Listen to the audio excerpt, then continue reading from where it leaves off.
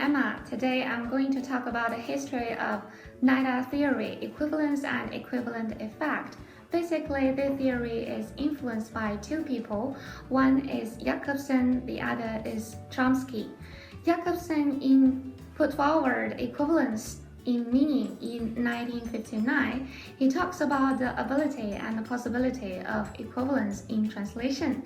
He says languages differ essentially in what they must convey, not in what they may convey. And Chomsky put forward a kind of technique which puts equivalence theory into practice. He's kind of realized equivalence. After that, NIDA put forward formal equivalence and dynamic equivalence. Formal equivalence is focusing on source text structure, and dynamic equivalence is focusing on target text meaning. Formal equivalence just want to make the translation close to source text as much as possible, and dynamic equivalence is kind of receptor-oriented, so he want the audience can really understand the text. And this theory leads to heated debate, so I'm going to leave the rest of the time to my other team members, and they will talk about the criticism towards the theory. Hi everyone, I'm Richard and this is Edwin. Today we're gonna talk about the debate surrounding equivalence theory. So the reason why NIDA's theory gets so heated debated because he prioritized the dynamic equivalence over the formal equivalence. And that caused many scholars start to analyze the dynamic equivalence and start criticizing his force. And one of the primary criticism is about the abstract nature of dynamic equivalence, because there are so many scholars questioning whether this theory is as truly scientific as NIDA's claims. And that reason is because this theory itself is kind of abstractive, and it's very abstractive, and the equivalent effect is kind of subjective. And furthermore, another important point is sometimes it's impossible to tell whether this equivalent theory has been applied in translation or not. The second criticism is about the contradiction in regards to cultural elements.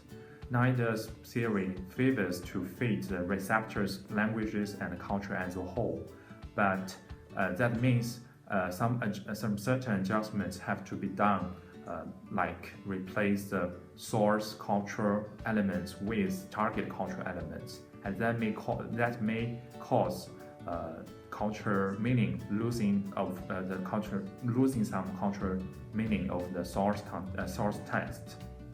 And sometimes it's impossible to have really the exactly same effect in two different languages because there are respective differences. An actual point is when the meaning of the text combined with its forms, that will very hard to achieve the equivalent effort. So because of how difficult it is to achieve equivalence effect, many translators also tend to simplify their translation in order to promote intelligibility, which leads to another criticism against dynamic equivalence, and it is known as the oversimplification of the source language. As we all know, certain literary authors tend to use figurative language or even flowery expression in their works. However, if one is to really prioritize the concept of dynamic equivalence, then this act of simplifying might inadvertently lead to a decrease in literary value of the source text. So after seeing all the criticism, NIDA realized the problem regarding dynamic equivalence and started cautioning translators not to change the form and try to achieve as much formal correspondence as possible, which in turn lead to the changing of dynamic equivalence into functional equivalence. So despite the many flaws of dynamic equivalence, it should be noted that the theory is still important in the field of translation because it nonetheless opened up a new perspective for translators, and it also expanded the stagnant debate between free and literal translation. Alright, so that being said, we will now be moving on to the next portion of the topic, and that is how the concept of equivalence could be used in translators training today. So let's start off with Emma.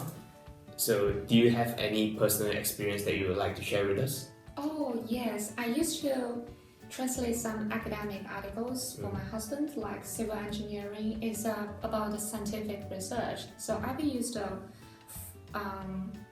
formal equivalence as much as possible because there is no cultural diversity and people can understand each other, especially in this kind of field. So I just translate as accurately as possible just to make the translation close to the original text or the source text as much as possible. That's why I use it. And I also use the dynamic equivalence when there is intercultural communication, like it's kind of customer oriented, especially when I interpret in the community interpreting or dialogue interpreting. So I have to make the audience or my customer to fully understand what happens. So you have to be aware of their feelings. So you have to convey the meaning is much more important than the accurately translate the words. Okay. Yeah.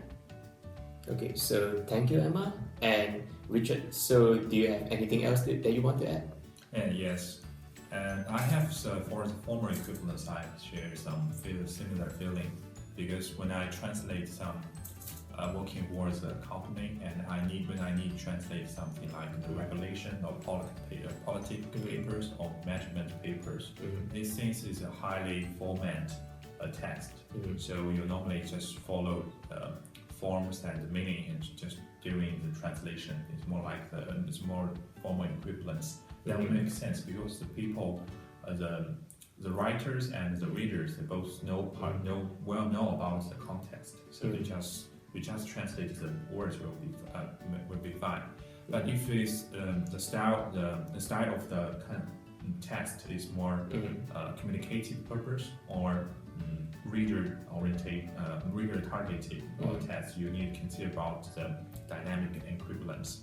Because something is when you translate it also involve the differences of about cultural and social. If something do not exist in the target culture, you have to figure out. You have to try to use other words or from the target culture to replace it.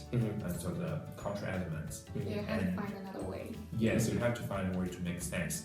And also the communicative purpose when the people try to persuade each other or try to express their ideas. Sometimes it can hard to just word by word translate it. You need to think about how to properly translate the message. That means you cannot just do literary translation. You can be more freely to choose the words.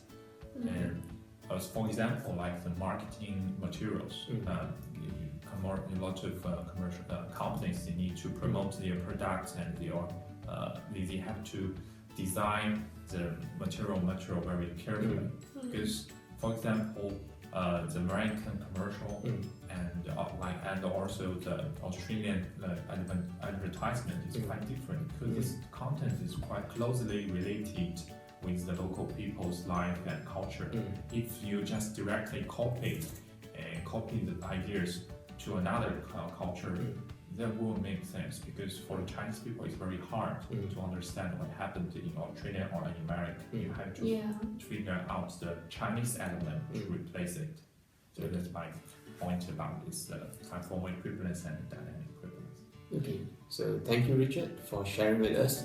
So after listening to all this, what I could say is that how equivalence is eventually used in our training today is that it brings up the awareness. That is undoubtedly true, and therefore it enables translators to make an informed thinking while handling their work. So in addition to this, I would also like to state that Bassnett once says that a good translator are ones that would like their work to be read. However, after hearing this, I think we could all agree that a good translator also have to have the awareness, not only to the theories of equivalence that we discussed, but others as well. So in summary, this is what we all have to say, and thank you everyone for listening to our speech and taking the time to listen to us. So Yes, thank you. Thank you.